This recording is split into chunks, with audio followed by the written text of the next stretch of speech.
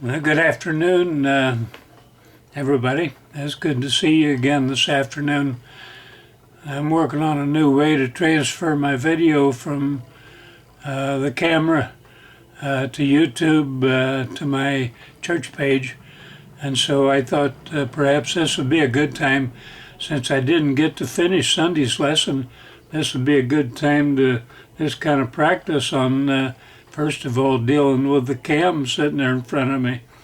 I was a radio disc jockey and a weatherman on the radio for a long time. They don't have a camera in there, and you can sit in there and bounce around and do everything you want to do while you're broadcasting, and nobody sees you.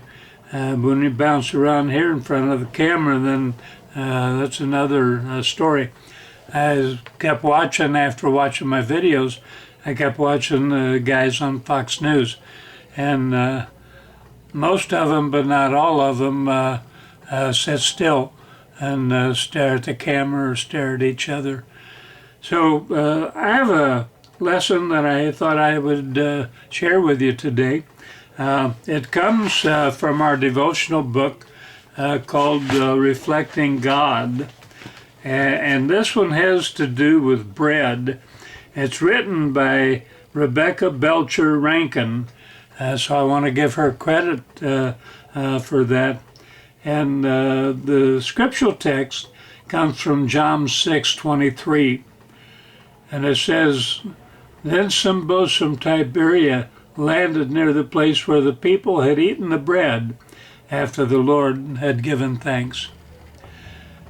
She says, "My friend Rachel, my son Jeffrey, and I took a road trip from Burkina Faso to Ghana. Rachel said, 'Wait till you taste the Ghana bread.' Burkina baguettes lost their texture within hours, but the big, warm loaves of Ghana bread stayed fresh for days. When we returned home, we dreamed of those huge, soft loaves." Perhaps the people who had been among those to eat Jesus' miraculous bread felt the same as about Ghana bread as they did him. They wanted more. They wanted it always. In fact, they wanted it so much that they sailed from Capernaum to search for Jesus, who then was there. When he saw them, he scolded them for their desires, saying, "You're looking for me because you ate the loaves and had your fill." They had forgotten the importance of the part of the miracle. Jesus had given thanks for the bread that was multiplied. They just wanted the bread, however they could get it. To them, Jesus was the conduit for food, not the giver of all good things from above. We too must look beyond the bread to the giver of the bread of life. I think there's nothing more delicious and smells any better than fresh baked bread. I remember Johnny's grandmother used to bake bread on a regular basis. She baked more bread than she ever bought.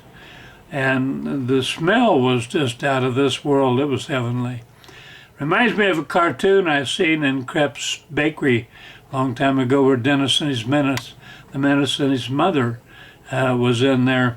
And when they walked in, they could smell, of course, the fresh, delicious smelling aroma of the donuts and the rolls and all of the stuff that they make in the bakery. And he took a big sniff with a heavenly look on his face. He looked up at Mom. He said, "Do you think this is what heaven is going to smell like?" I sometimes have wondered that myself. When Grandma was baking the bread, and we walk in there, and the aroma of Grandma's fresh bread filled the house.